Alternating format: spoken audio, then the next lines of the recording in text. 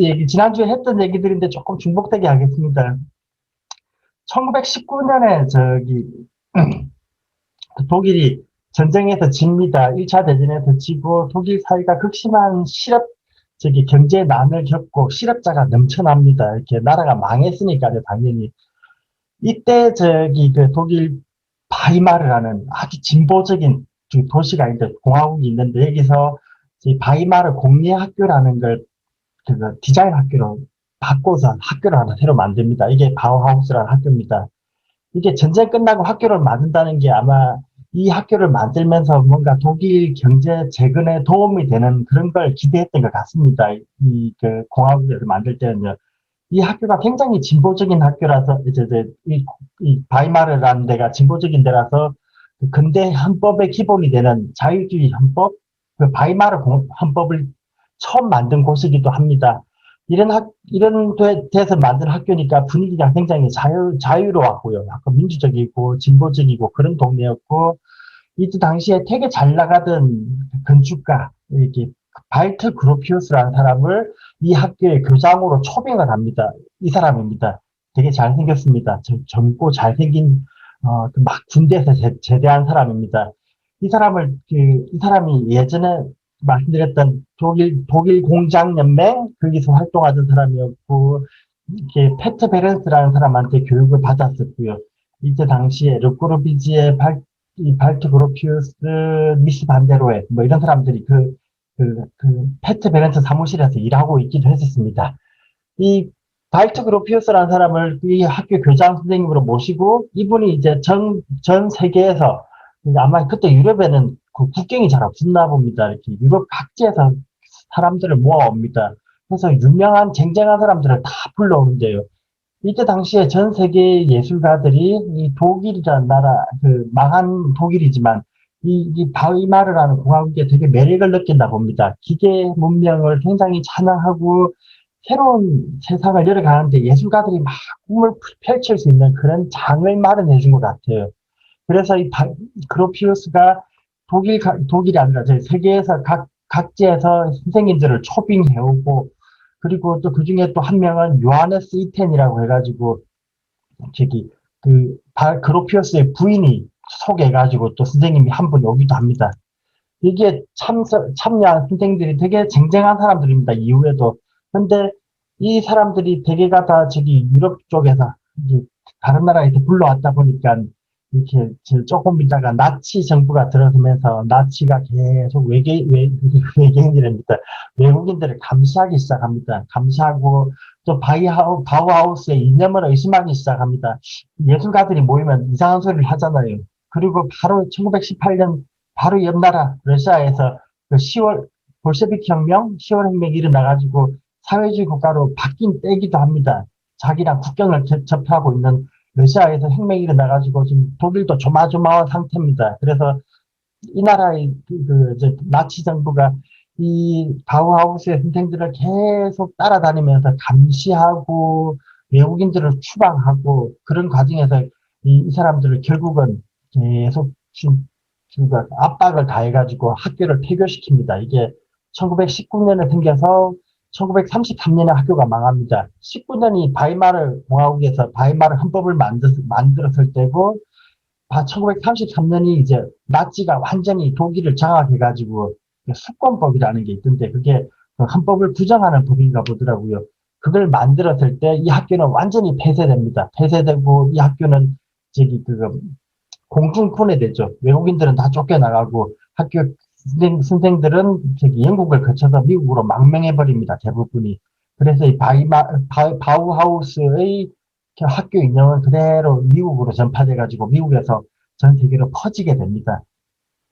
이 학교의 가장 특이한 점이, 이때 당시에 전쟁 막 끝났을 때라고 말씀드렸는데, 예술이라는 게 고고한 척, 멋진 척, 잘난 척, 막 그렇게 폼 잡고 순수한 거 추구하고, 그럴 때가 아닙니다. 이때가 전쟁 끝나고 나서 아주 피폐한 때입니다. 우리로 치면은 6.25 전쟁 끝난 해, 1951년쯤 될 것 같으네요.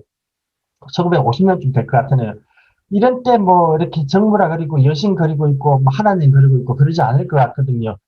이 학교의 교육 과정은 생산과 교육이 결합돼 버립니다. 처음부터.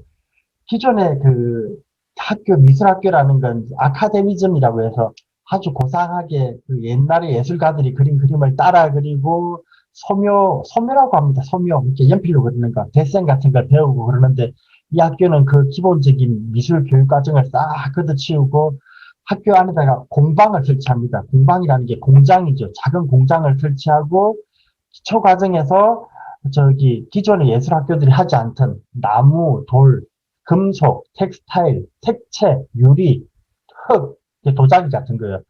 이게 다 산업 생산 재료들입니다. 기존의 미술가들이 쓰는 물감과 붓과 연필이 아니라 산업 생산 재료들을 이용해서 그 물건을 아름답게 만들기. 이 아름답게 만든다는 건 만드는 데서 그치는 게 아니라 생산으로 바로 연결돼서 산업 경쟁력, 독일의 산업 경쟁력을 다시 이렇게 세우자. 뭐 그런 의미가 담겨 있는 것 같습니다.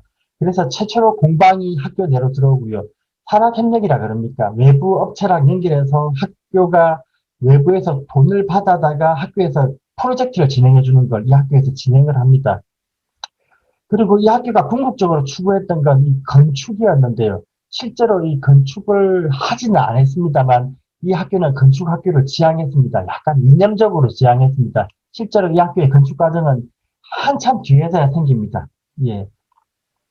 그리고 이 학교가 세 번을 이사를 다닙니다. 처음에 1919년에 독일 바이마르에 학교가 생겼다가 이때는 요하네스 이텐이라는 사람이 주도를 했고 그 다음에 1919년에서 27년까지 이렇게 학교를 운영을 하는데 그 나치가 하도 감시를 심하게 하니까요.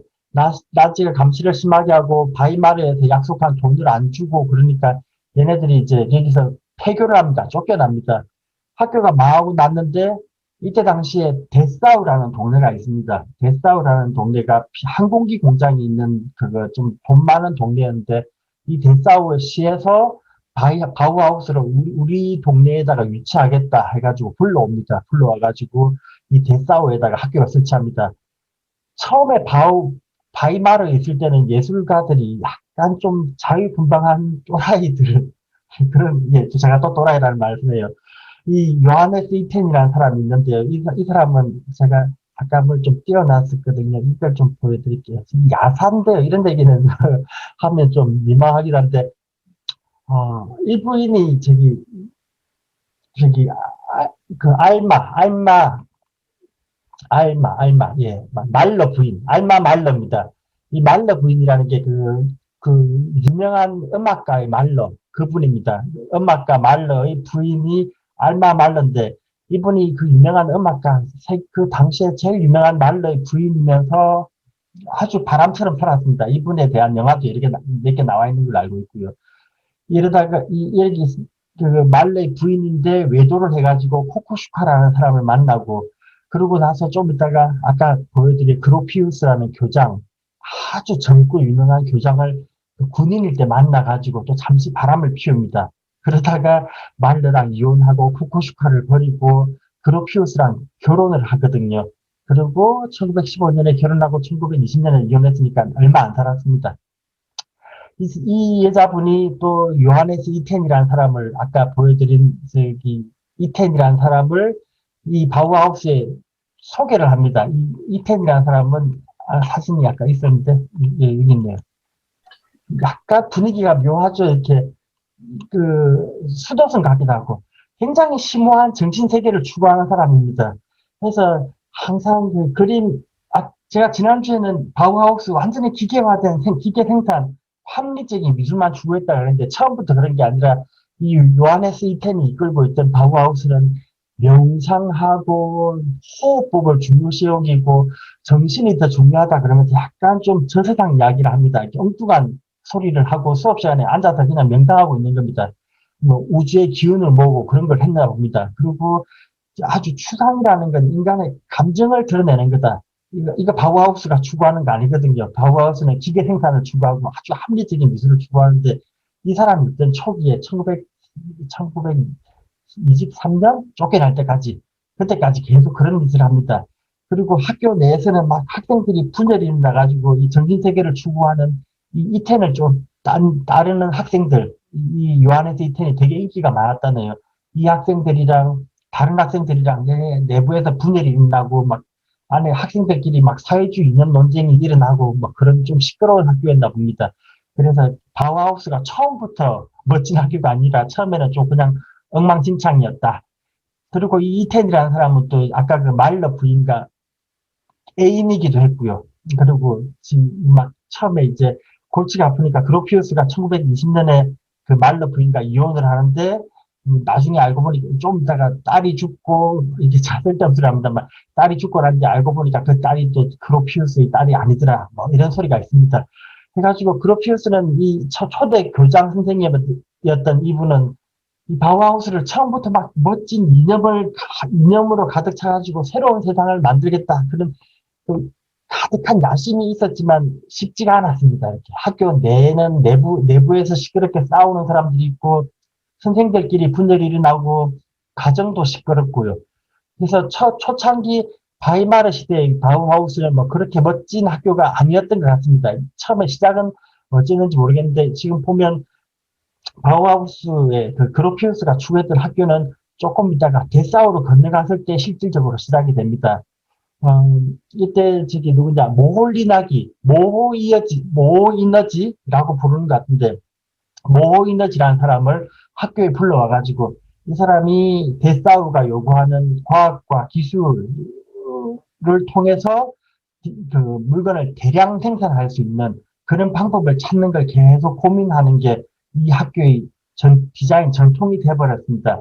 그래서 제가 지난주에 쭉 보여드렸던 거의 대부분의 이 바우하우스의 성과물들, 이 성과물들은 두 번째 1929년인가?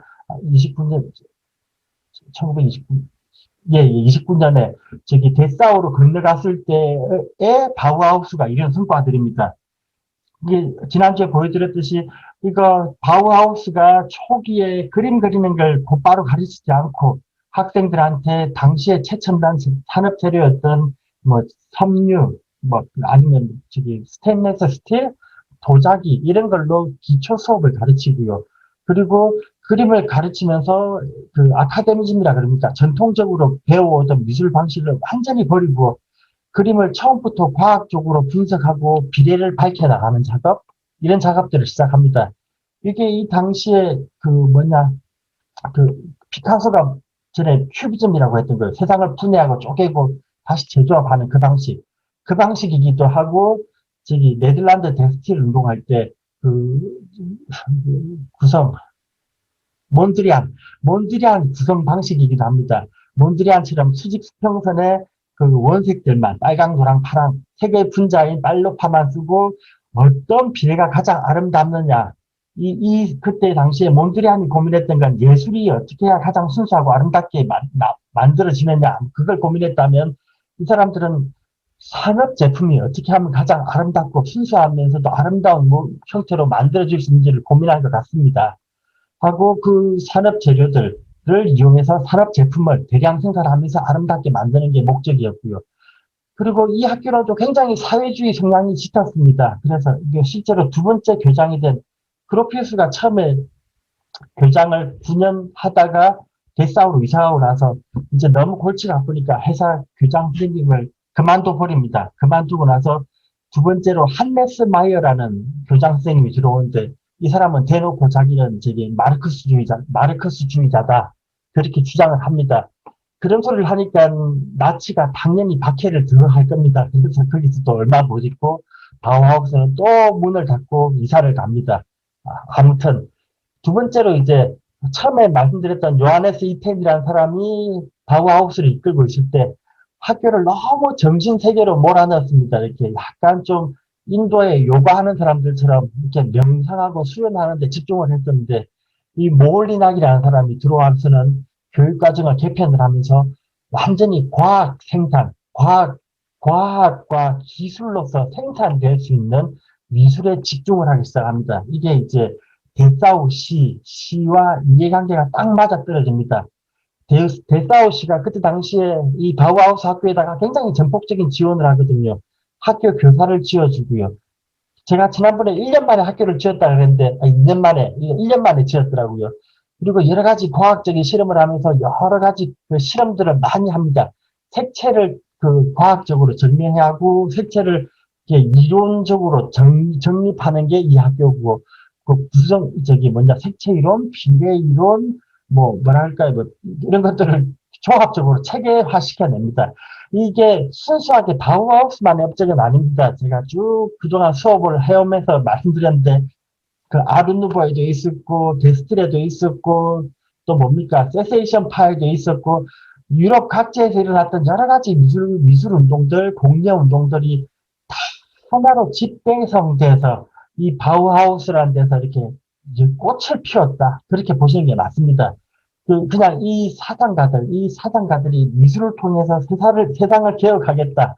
사회를 변화시키겠다라고 주장을 하면서 그간의 미술에서 일어났던 일련의 과정들을 몽땅 과학이라는 틀 속에서 하나로 집대성시킨 단체다.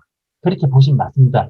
그런데 이 바우하우스는 실제로 독일 내에서는 별다른 영향을 못 줍니다. 이렇게 독일 내에서 한 거라고는 나치한테 쫓겨다니고 감시받다가 그 학교를 3번이나 이사 다니다가 뿔뿔이 흩어진 게 끝입니다. 두 번째 학교에서 그냥 바우하우스 총수라고 책을 열 몇 권 낸 게 다 있는데 그게 현대에 남아가지고 계속 영향을 미치는 거고, 이 바우하우스의 이념은 실질적으로 미국에 건너간 망명자들, 바우하우스 선생들이 미국에 방명 가서 거기서 꽃을 피워냅니다. 그리고 이렇게 바우하우스가 이제 뭐라 그럴까요? 현대 사회의 모든 형태를 다 바꿔버렸죠. 모든 세상을 다 네모로 바꿔버립니다. 네모와 수직 수평선을 바꾸고 세상을 과학적으로 쪼개버립니다. 예. 이 사람들이 초창기는 순수 미술에 가까운 작업들을 합니다. 그 공방이네요. 공방, 직조물. 이때 당시에 도자기와 타페스트리, 이게 직조물은 유럽에서 전통적으로 이렇게 과학혁명 이전까지는 가장 중요한 수출품이자 가장 중요한 산업 제품이었습니다. 산업혁명기부터 도자기와 면직물로 인해서 산업혁명이 굉장히 가속화되어 온 게 확실히 맞으니까요. 이때 당시에도 이 면직물과 도자기는 중요한 주제였는데, 여기에서 등장하는 뭐라 그럽니까? 여기서 보여지는 소재가 아주 기존과 다릅니다.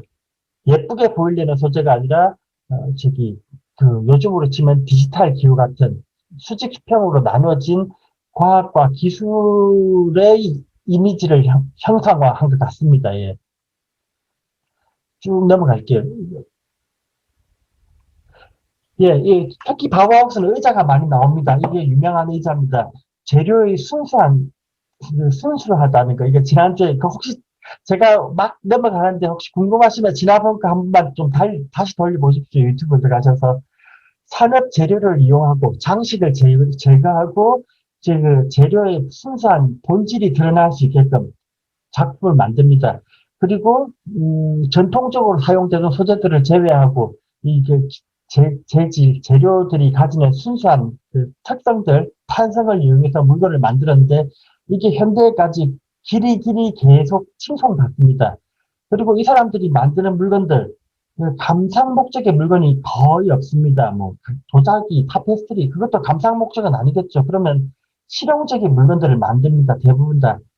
이게 언제 보였죠? 바로 앞에, 러시아 아방가르드 얘기할 때, 러시아 아방가르드 작가들이 감상 목적의 예술 작품을 만들지 않고 현실 세계 노동자들의 혁명에 도움이 되는 실용적인 물건을 바탕으로 혁명에 도움이 되는 소재들을 이용해서 작품을 만들었는데 딱 그런 형태입니다. 지금 여기서 만들고 있는 것들이 산업 재료를 바탕으로 한다는 건 대량 생산을 전제해 두고 있는 겁니다. 대량 생산을 한다는 건 노동자들이 모두 그 물건을 쓸 수 있게 하겠다. 그런 취지가 깔려 있습니다. 대량 생산되는 물건들을 그 소재들을 이용해서 일상생활 용품들을 만들고 있는데 일상생활 용품을 만든다는 게 이게 지금 이 의자가 적어도 여왕님만 앉을 의자는 아닙니다. 임금님 앉을 의자는 아니고 일반 대중들, 노동자들이 앉을 의자입니다. 그래서 이 노동자들이 생활이 더 좋아질 수 있도록 노력한다. 이거 이전에 제가 영국의 윌리엄 모리스 미술 공예 운동할 때 그 말씀 드렸는데 윌리엄 모리스가 레드 하우스에서 노동자들을 예술가들을 모아가지고 생활 속에 사용되는 물건들을 예술 작품으로 만들어서 노동자들의 삶의 질을 개선하겠다. 그런 소리를 했었는데, 이 바우하우스도 딱 그런 얘기를 하고 있습니다. 예. 이게 지금 바우하우스가 생판 처음으로 주창하는 것들보다는 다 이전에 나왔던 이론들이 한번 싹 정리돼서 집대성되는 과정입니다. 예. 그리고 이때 당시에 그 그래픽 타이포그라피라는 게 체계적으로 정리되기도 하고요. 이 바우하우스가 정리하는 것들, 이게 뭐 여러 가지가 있는데 제일 중요한 건 건축입니다. 바우하우스에서 제일 중요하게 있는 건 건축인데, 이 공간의 표준주택, 그런 게 나옵니다. 그 표준주택이라는 게 아주 인간의 살기 위한 기본 모듈로서의 집, 그런 것들요. 이렇게 기본 단위로서의 집이 모여서 건축이 되고, 건축이 기능적으로 연결돼서 거대한 구조물이 되고, 이런 것들을 계획을 합니다. 이 집이라는 거, 이 학교가 처음부터 추구했던 게 건축학교니까, 건축은 이 학교가 끊임없이 추구했던 과정이 맞는 것 같습니다. 실제로 자기들이 이 건물들을 짓지는 못하지만, 마지막 교장이었던 미스 반드로이가 미국의 시카고로 건너가서 뉴욕의 시그램 빌딩 어마어마하게 큰 자기들이 이상이 실현된 모더니즘 건축물을 짓기도 합니다.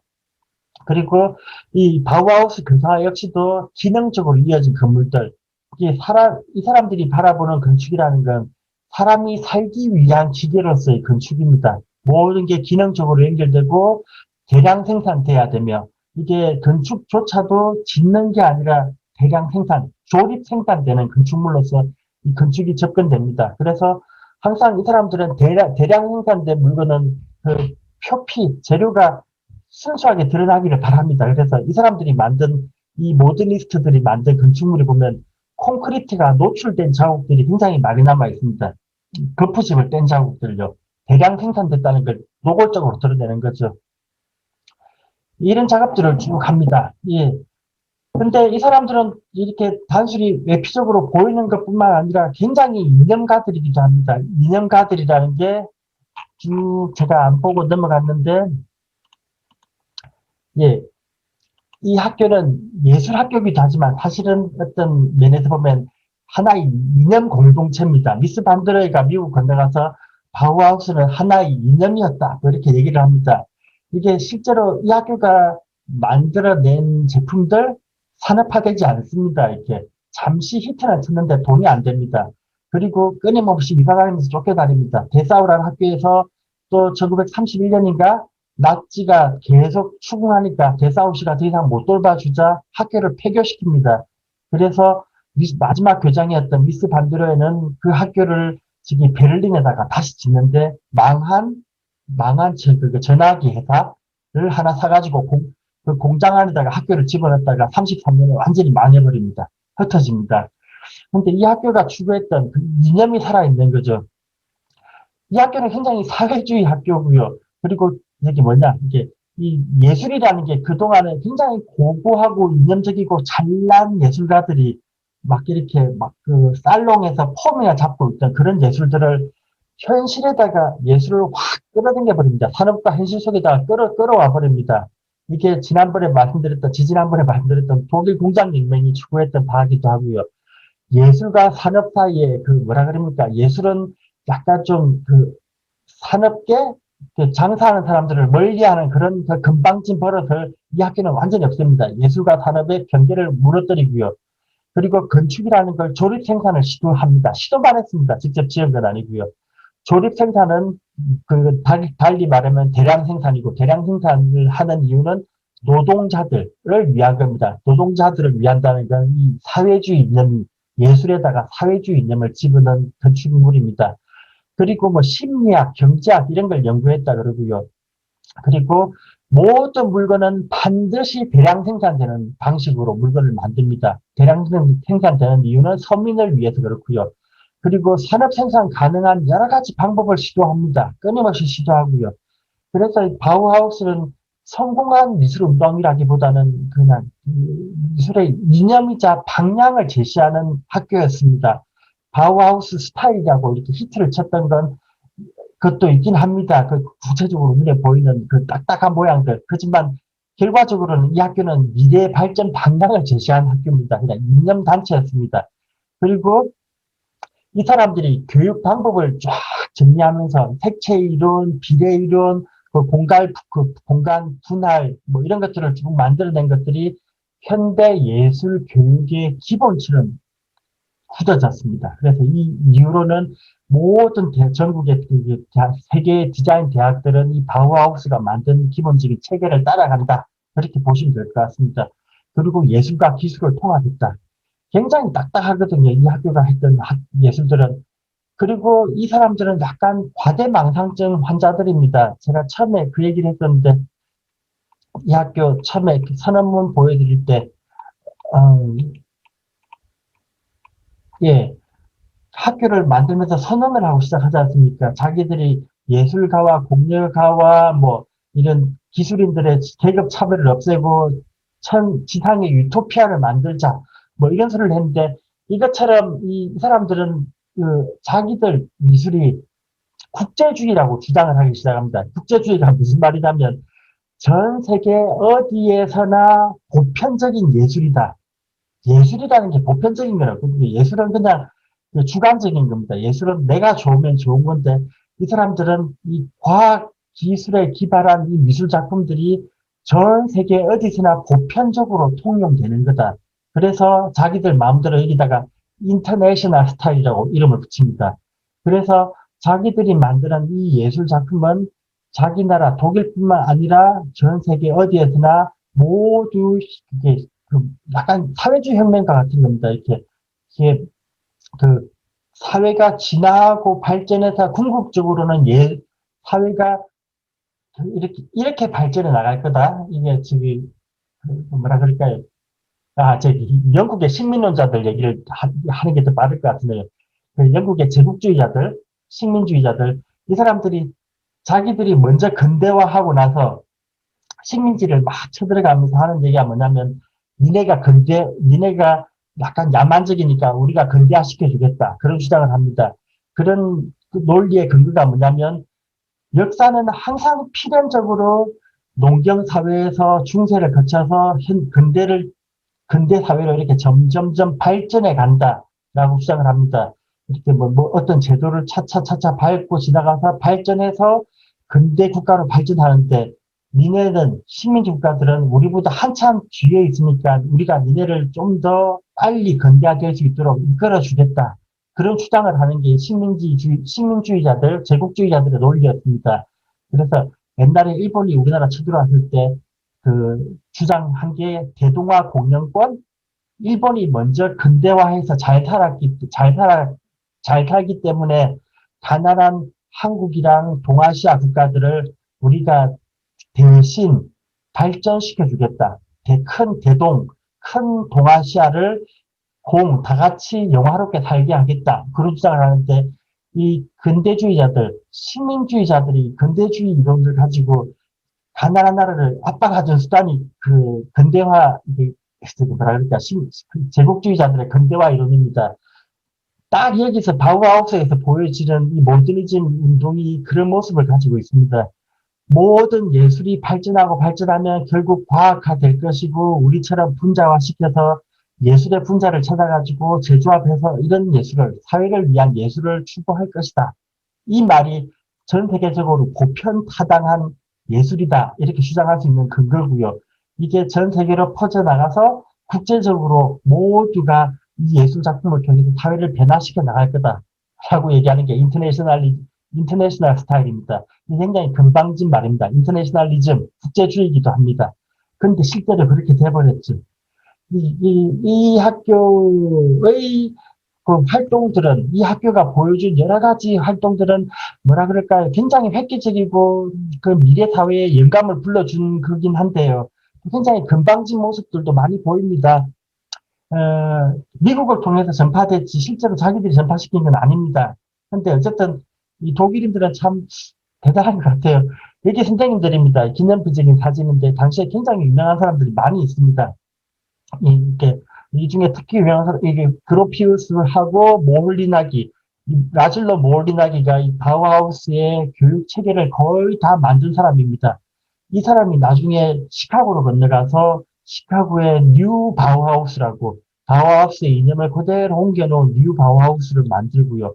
그리고 이렇게 여기 그 그로피우스는 뉴욕 대학으로 가서 건축 대학원을 만듭니다. 그래서 건축 대학원에서 미국의 건축 이론을 실은 그 토대를 담다 그럴까요?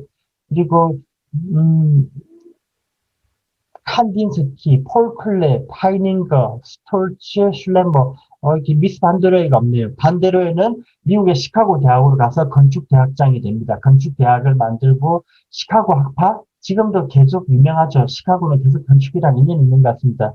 그래서 미스 반데로의 근대 건축의 아버지라고 불리는 이 사람이 이 바우하우스의 마지막 교장이었습니다. 가장 애착이 많았습니다. 이 바우하우스의 여기 있네. 그로피우스구나. 그로피우스.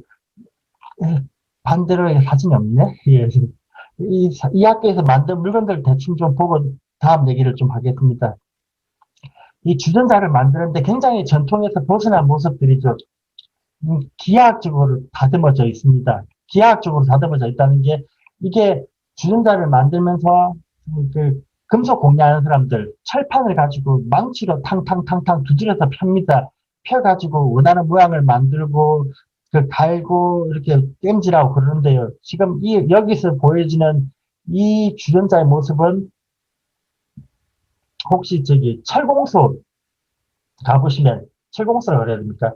철판 가공하는 데 가보시면 이렇게 하나 쇠 자르는 기계가 있습니다. 이렇게 자르는 기계, 선반과 저기 그 드릴이랑 밀링 머신이라고 쇠 표면 깎아내는 기계가 있습니다.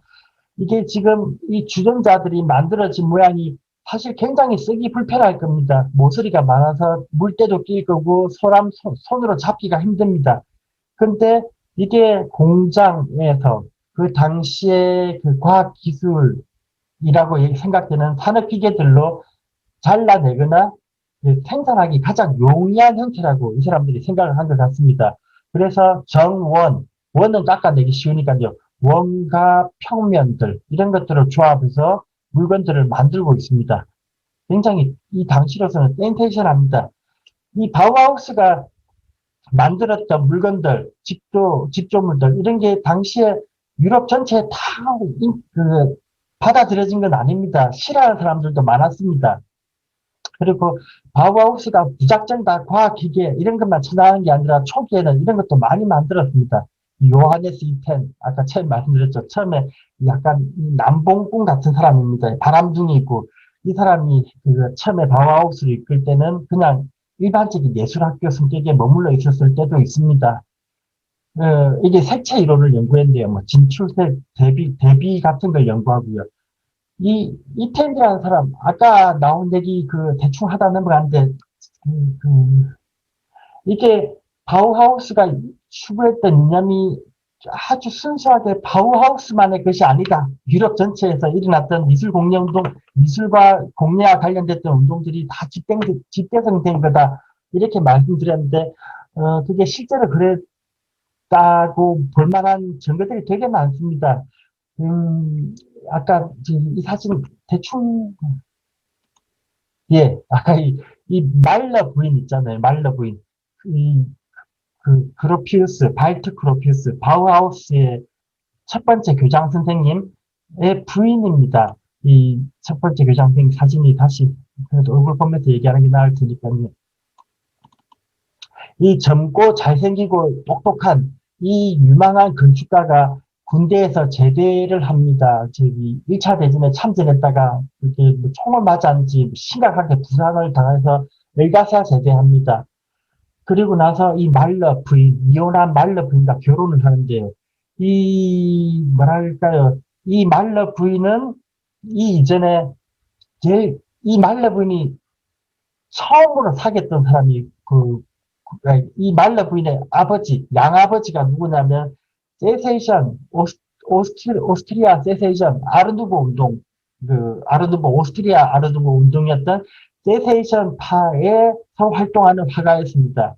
그리고 이 말러 부인이 처음으로 이렇게 관계를 가졌던 사람은, 지난번에도 나왔는데, 구스타프 클림트였습니다. 이렇게 자기의 첫사랑이 구스타프 클림트였다고 얘기를 하더라고요. 그리고 이 당시에 가장 유명했던 또 코코슈카를 만나고 음악가로서 가장 유명했던 구스타프 말르를 만나고 그리고 독일에서 가장 유명한 건축가였던 구스타프 저기 발트 그로피우스를 만나고요.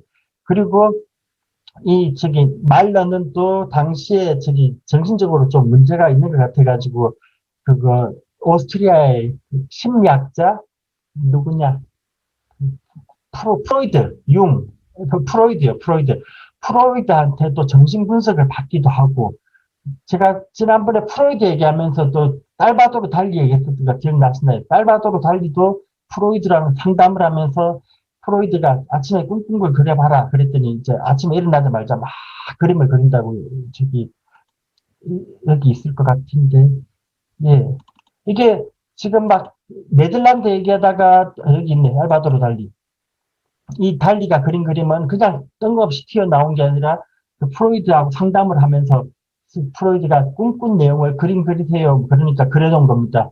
이게 유럽이란 나라가 되게 당시까지는 자유롭게 왕래가 가능하고 유명한 사람들끼리는 다 자기들끼리 소식을 전하면서 살았던가 봐요. 그래서 이렇게 영국에 혹은 프랑스 파리에 있는 혹은 오스트리아에 있는 네덜란드에 있는 그런 활동했던 사람들이 다 제각각 독립된 움직임을 보이는 게 아니라 유럽 전체가 다 똑같이 움직입니다, 항상.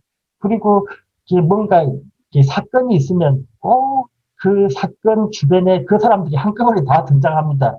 역사적으로 유명했던 사람들이 다 등장해가지고 그 주변에 다 있었더라고요. 지금 그래서 이렇게 그 바우하우스를 얘기하는데 이 바우하우스 이 그로피우스라는 사람은 그 당시에 그 유명한 페트 베렌스 밑에서 배우고 그리고 르꼬르비지아랑도 교류를 하고 미스 반데로에랑도 같이 있고 그리고 저기 누구냐 예, 이 학교의 교사의 교사들, 유명한 사람들이 쭉 다 참여하고요. 그래서 이렇게, 뭐라 그럽니까? 이게 항상 시대 정신인 것 같아요. 예술이라는 게 어떤 한 지역에서 그 지역의 정체성을 반영하고 그 지역 문제를 고민하면서 어떤 형태를 띠는 게 아니라 그 유럽 전체, 그 당시로서는 전 세계겠지요. 막 유럽이 세계니까 사실은 나머지는 다 식민지고요. 유럽이라는 세계가 동시에 고민했던 게 어느 한 곳에서 이렇게 집단적인 특징이 팍팍 드러나는 것 같아요. 아르누보가 파리를 중심으로 막 발전했다면, 모더니즘, 근대 모더니즘 디자인, 대문자임을 쓰는 근대 모더니즘 디자인은 독일을 중심으로 해서, 여기서 막, 오스트리아, 네덜란드 이 사람들이 다, 북부 사람들이 다 모여서 독일에서 활짝 꽃을 피우는 것 같습니다. 그런데, 저, 뭐라 그럴까요, 지금. 제가 1910년대 초, 유럽에, 유럽에서 1900년대 초는 사실 유럽 전체가 다 기계에 미쳐 있던 시대거든요. 근데 기계에 미쳐 있다고 해서 꼭 바우하우스처럼 이렇게 간단하게 과학화되고 분자화되고 장식이 제거되고 이렇게 멋대가리 없는 이런 작품만 만든 건 아니었습니다. 뭐 이렇게 아주 기하학적이고 장식 없는 이런 것만 만드는 게 아니라요. 바다 건너 미국이나 프랑스에는 어떤 일이 있냐면, 이걸 좀 보시면 되게 재밌습니다. 오늘 바우하우스 끝까지 다 갈 수 있겠네요. 예. 바우하우스가 한참 하고 활동하고 있던 시기입니다. 미국에서는 이런 거 짓고 있습니다. 되게 또 다르죠, 이렇게. 1925년, 이렇게 바우하우스, 두 번째 바우하우스, 데사우로 건너갔을 때 바우하우스겠네요. 독일에서는 기계미학, 기계를 찬양하면서, 과학을 찬양하면서 장식 없이 깔끔한 디자인, 모더니즘 디자인을 만들고 있을 때, 바다 건너 미국에서는, 혹은 독일이 아래쪽 프랑스에서는 어떤 양식, 이런 아르데코라는 양식을 유행시키고 있습니다. 1925년에서 39년이니까 바우하우스랑 굉장히 겹치는 시기죠. 이때 당시에 파리에서는 저기 제가 프랑스하고 영국은 이 기계 미학, 장식 없이 기계로 대량 생산되는 장식 없는 미술에 대해서 별 관심 없다고 말씀드렸잖아요. 관심이 없는 이유가 너무 좋아서 그렇습니다. 호황이라서 식민지가 넘쳐나니까 이 사람들이 굳이 막 독일처럼 죽을 동 살동 산업 제품 개발에 힘을 기울이지 않을 때입니다. 근데 이때 당시에 그 프랑스에서는 이 아르데코라는 그 미술 양식이 막 유행을 합니다. 이게 1차 대전 때 그 아르누브가 프랑스 그 파리를 중심으로 막 유행을 하다가 전쟁이 일어나고 1차 대전이 일어나고 1차 대전이 끝나고 나니까 성전국 프랑스에서는 이게 재벌을 개를 못 준다고 그럴까요? 아르누브처럼 막 화려한 장식 미술 이런 거 좋아하던 사람들은 또다시 화려한 장식 미술을 만듭니다. 근데 이게 시간이 훨씬 지났습니다. 지금 아르누브 유행하고도 한참 2, 30년 지났습니다. 1925년이니까요. 프랑스가 호황일 때 새로운 장식 미술을 만드는데 이때는 프랑스 역시도 미래는 기계가 대세다. 기계 미학이 막 일어나는데 이 사람들은 이 기계의 언어들, 수직수평선 혹은 막 잘게 쪼개진 모습들 이런 걸 이용해서 또 장식을 하기 시작합니다. 그게 아르데코입니다. 아르데코는 그냥 아르누보의 동생입니다. 아르데코는 그냥 아트 데코레이션이란 말입니다. 장식 미술이란 말입니다. 이건 별 뜻도 없습니다. 프랑스 파리의 박람회에서 유행을 하니까 미국이란 나라는 이때 당시에 역사와 전통도 없는 쌍놈의 나라, 항상 파리에서 뭔가 유행을 하면은 그대로 가져와가지고, 야, 이게 신세계 파리에서 유행하는 양식입니다. 그러면서 미국에서 막 붐이 일어납니다. 이게 뭐라 그럴까요? 저기, 촌놈들이 이게 서울에서 가져온 건데, 막 그러면서 자랑하던 옛날에, 아니면 막, 뭐 일본 소니의 뭐 코끼리 밥통인데 약간 그런 뉘앙스입니다. 이게 미제인데 약간 그것처럼 미국에서는 그 역사와 전통이 없다 보니까요. 그런데 영국은 싫어합니다. 영국으로부터 독립전쟁을 했는데 그 과정에서 프랑스가 굉장히 많이 도와줬습니다. 그 덕분에 프랑스는 파산나고요. 그리고 또 미국이 독립하니까 자유의 신앙도 만들어주고 어쨌든 고마운 나라입니다. 이때까지는. 그래서 프랑스 파리에서 유행하는 양식은 미국에서 그대로 히트를 칩니다. 아르누브 유행할 때는 아르누브 가져다가 막 미국에서 꽃을 피우더니 아르데코가 파리에서 유행을 하니까 아르데코로 그대로 미국에 가져가서 1925년부터 30년 딱 5년 유행하던 이 양식을 미국에서는 완전히 활짝 꽃을 피웁니다. 그리고 아르누브하고 똑같이 과거의 전통적인 장식은 거의 안 쓰고 대신에 이제 기계에서 나올 수 있는 무늬들 이런 것들을 많이 차용하고 또 그 아르누브에서도 보여줬던 이국적인 양식, 이국적이라는 게 그 신기한 것들요. 멕시코, 아프리카 쪽 아니면 뭐 동방 아시아 쪽 어디 자기들 보기에 신기한 모양들을 막 긁어와가지고 이렇게 장식에다가 차용을 합니다. 그래서 이때 당시에 미국에서 막 고층 건물, 스카이스크레이퍼, 마천루 양식을 짓기가 유행이었나 본데요. 한참 미국이 1차 대전 끝나고 경기가 좋았습니다, 이때. 그래서 미국에 막 고층 건물 지을 때 붐이었는데 하필 이때 딱 아르데코 양식이 유행하니까 이 대표적인 건물 두 개가 아르데코 양식으로 지어집니다. 그래서 아르데코 양식이 1925년에서 30년에 유행했다. 그거 아시면은 시카고, 이제 뉴욕의 맨해튼 섬에 가시면 전부 이 양식입니다. 맨해튼 섬이 그때 지어졌나 봐요. 그래서 전부 아르데코입니다. 여기 엠파이어 스테이트 빌딩, 그러니까 크라이슬러 빌딩, 크라이슬러 빌딩 볼게요. 크라이슬러사는 자동차 회사지 않습니까? 자동차 회사니까 기계, 톱니바퀴가 돌아갑니다. 여기에 나와 있는 이 뾰족뾰족한 것들은 톱니바퀴를 의미합니다.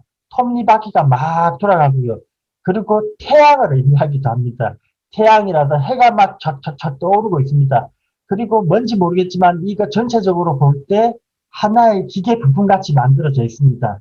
예, 그런 느낌이 드시죠? 여기다가 막 이렇게 기하학적인 문양들을 채우고 해가 떠오른다. 여기 조금 장식이 남아있네요. 독수리 문양입니다. 이거 왜 독수리인지 모르겠습니다. 그러니까 엠파이어 스테이트, 엠파이어 맞죠? 이거. 그, 예?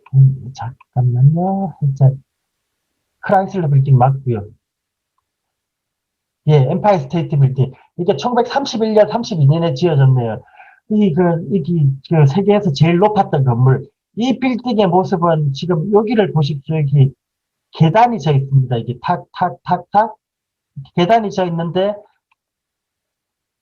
예, 이 계단은 그 당시에 멕시코에 멕시코에 있는 피라미드가 저렇게 생겼습니다. 피라미드의 문양이, 피라미드가 저기 그 이집트 피라미드하고 달리 계단식으로 되어 있고 가운데가 쭉 이렇게 비어 있더라고요. 그 모양을 본따서 엠파이어 스테이트 빌딩을 지었습니다. 그리고 굉장히 건물이 기계 부품 같습니다. 이런 느낌들 지난번에 제가 어디서도 한번 보여드렸는데 저기 여기 엠파이어 스테이트 빌딩 들어갈 때 입구의 모습입니다. 면을 되게 잘게 쪼갭니다. 잘게 쪼개고 기계적으로 막 배치를 합니다. 이건 기계 문명을 찬양을 하긴 하는데 찬양을 하는 것 같은데 장식을 제거했다고 볼 수 없죠. 오히려 기계적인 느낌이 들도록 장식을 과다하게 붙입니다. 이건 아르데코하고 아르누브하고 전혀 다를 바가 없는 것들입니다. 글씨를 만드는데 글씨도 굉장히 장식적입니다. 자바 콤파스에서 나올 수 있는 문양들을 이용해서 계속 장식을 해 나가고 있는 겁니다. 이게 지금. 예, 엠파이어 스테이트 1층입니다. 여기 아직까지 옛날의 버릇들이 조금 남아있네요. 약간 아르누보 스타일 혹은 고전주의 스타일의 느낌이 남아있지만 대부분은 기하학적인 걸로 장식을 합니다. 이 1930년대 1차 대전 끝나고 미국이 저기 뭐 그 1차 대전에 참전 안 하려고 하다가 그 독일 유보트한테 미국의 여객선이 한 대 맞고 참전해가지고 미국은 성전국이 됩니다. 돈도 많이 벌었고요. 그러면서 이제 막 경제 부흥할 때 여러 가지 건물을 짓는데 여기는 지금 이 건물 양식들이 다 아르데코로 통일되어 있다 그러니까 여기 어느 건물인지 모르겠는데 보면 문에 동양의 부채가 있습니다. 부채. 이게 왜 나오지? 이상하다 싶으시면 대충 1930년에 지어졌구나. 맞습니다. 이렇게 기하학적으로 쪼개져 있고 동양 문양 혹은 멕시코 문양 혹은 기계 느낌이 쭉 나온다. 그게 자글자글하게 막 잘게 면으로 쪼개져 가지고 장식을 하고 있다. 그러면 아르데코입니다. 이렇게 정신사나운 문양이 지금 바우하우스랑 같은 시대를 가고 있습니다. 두 개는 완전히 극과 극이죠. 방향이 다릅니다. 근데 둘 다 같은 게 있다면 기계 이념을 찬양하고 있다. 그리고 미국, 이거 파리랑 미국에 있는 아르데코는 이념적인 게 없습니다. 그냥 상업적인 겁니다. 독일은 굉장히 이념적으로 하고 있고. 그래서 그 얘기를 하더라고요. 저기 전쟁 시기에 힘든 시기에는 디자인이 점점 장식이 사라진다. 그리고 다 간결해진다. 그리고 잘 사는 시기 이렇게 뭐라 그럴까 호황기에는 사람들이 장식이 많아지고 화려해진다. 뭐 그런 얘기를 하더라고요. 디자인이. 그거 생각 안 해봐도 뻔한 것 같습니다. 지금 미국은 굉장히 화학이니까 같은 기계 문명을 이용해서도 이렇게 장식이 많은 물건들을 만들고 있고요. 같은 시기 독일에서는 장식을 제거한 기계 언어를 만들고 있습니다. 어쨌든 둘 다 모더니즘입니다. 모더니즘인데 이거는 모더니즘의 주류가 아니죠. 장식 미술이니까. 모더니즘이라고 그러면 바우하우스가 중심입니다. 그래서 장식이 없는 게 모더니즘의 중심에 있고요. 근데 이것도 참 모더니즘이 아닌 건 아닙니다. 근데 모더니즘이 맞습니다만 대문자 M을 쓰는 모더니즘은 바우하우스가 주류다. 미국에 가면 이런 거 되게 많이 보실 겁니다. 파리에도 이런 게 있었던 것 같은데 파리는 별로 없고요. 아르누보 예전에 1850년대, 1870년대 그 아르누보는 일본에 되게 많습니다. 일본에서 데이트를 치고 1925년 이 아르데코는 미국에서 어마어마하게 히트를 친 것 같습니다. 미국에는 역사와 전통적인 장식이 없다 보니까 파리 걸 그냥 그대로 갖고 들어와서 계속 장식으로 만드는 것 같더라고요. 사진들 보시면 이렇게 쪼개져 있는 거예요. 미국의 저기 레트로 옛날 양식들 보면 이런 것들이 되게 많습니다. 수직 수평으로 잘게 쪼개놓은 거. 모더니즘인 것 같긴 한데 자잘한 면으로 장식을 많이 주고 막 이렇게 빗살 무늬, 톱니바퀴, 갈매기 문양 꺾인 것들 이런 것들 많이 만들고 있는 게 미국 모더니즘 초기의 아르데코 스타일입니다. 이게 갈매기 꺾인 거 이런 거 되게 좋아하더라고요. 저게 왜 저렇게 들어갔는지는 아무 이유 없습니다. 그냥 멋으로 그런 겁니다. 쭉 넘어가겠습니다. 예, 이건 지금 보면 미국의 모더니즘도 굉장히 바우하우스랑 비슷한 면도 보이거든요, 지금. 이건 바우하우스가 만들었다고 해도 믿을 것 같습니다. 그래서 이렇게 둘 다 추구하는 방향이 같으니까요. 기계 문명, 과학화된, 이렇게 기계를 통한 예술의 실현? 그렇게 얘기하면 될까요? 기계 언어를 가져오다 보니까 그 공장에서 생산할 수 있는 형태 그런 것들을 바탕으로 디자인을 하다 보니까 유사한 점이 발견되기는 합니다.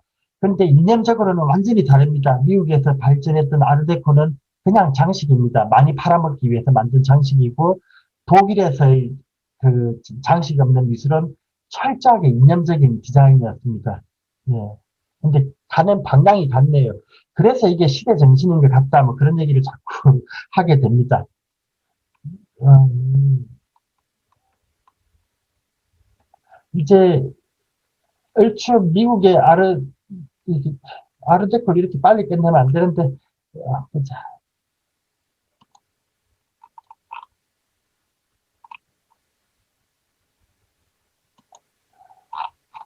아르데코는 다음에 조금 더 말씀을 드릴 일이 있으면 더 드리겠습니다. 이제 바우하우스를 마무리 짓겠습니다. 이게 미스 반데르의 이 사람 바우하우스의 세 번째 교장입니다. 처음에 그로피우스, 두 번째 마이어.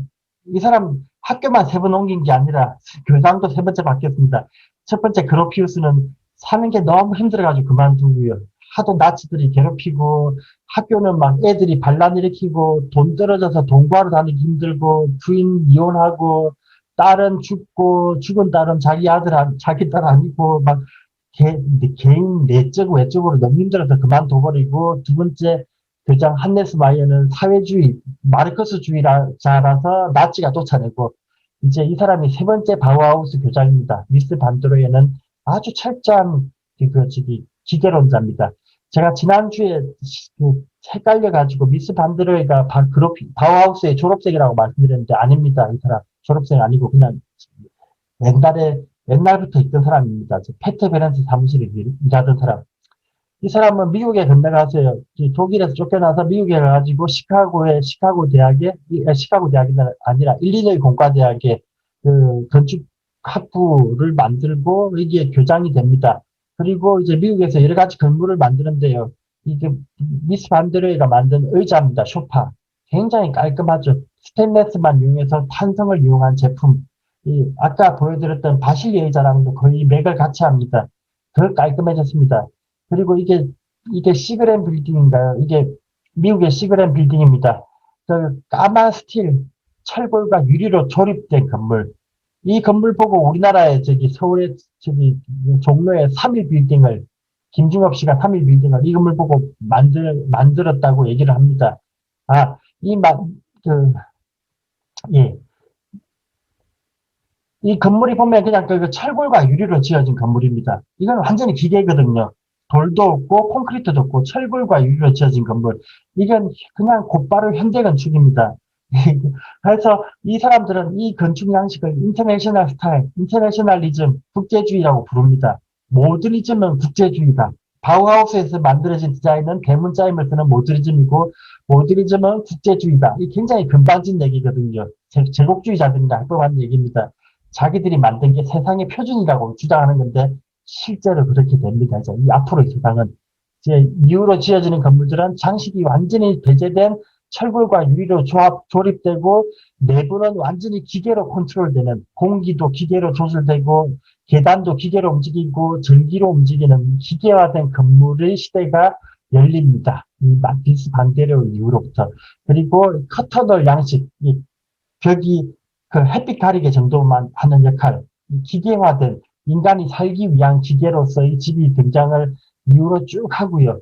이 미스 반데르가 한 말 중에 제일 유명한 말이 미스 이제 모아, 적을수록 많다, 적을수록 멋지다 이런 말을 했는데 이게 현대 건축하는 사람들이 항상 성경처럼 외우고 다니는 말입니다. 이 마르셀 브로이 의자, 예. 그러니까 마르셀 브로이어 의자, 이게 굉장히 요즘 의자 비슷하죠. 이건 지금 그냥 현대 의자랑 같습니다. 33년에 만들었네요. 지금 바우하우스가 폐교될 때입니다. 조명, 지금도 이 조명은 레플리카 만들어서 팔고 있는 걸로 알고 있습니다. 예, 포스터. 이게 지금 그 러시아 아방가르트랑 굉장히 유사합니다. 모홀리나기가 작업했던 거. 이 사람은 과학 신봉론자, 변절한 과학 신봉론자 그렇게 될 것 같은데 이 포토그래피, 사진이랑 필름을 많이 이용하는 건 당시에 최첨단 산업 기술이어서 그렇습니다. 그리고 이 사람은 미국에 건너가서 시카고에 뉴 바우하우스를 만듭니다. 그리고 그게 바우하우스 연구소로 쭉 이어지고, 어쨌든 바우하우스의 그 디자인 전통은 미국으로 계승되게 됩니다. 예. 이런 사진들은 아마 거의 어디 가서 못 보실 겁니다. 제가 오랜 시간 동안 힘들게 주워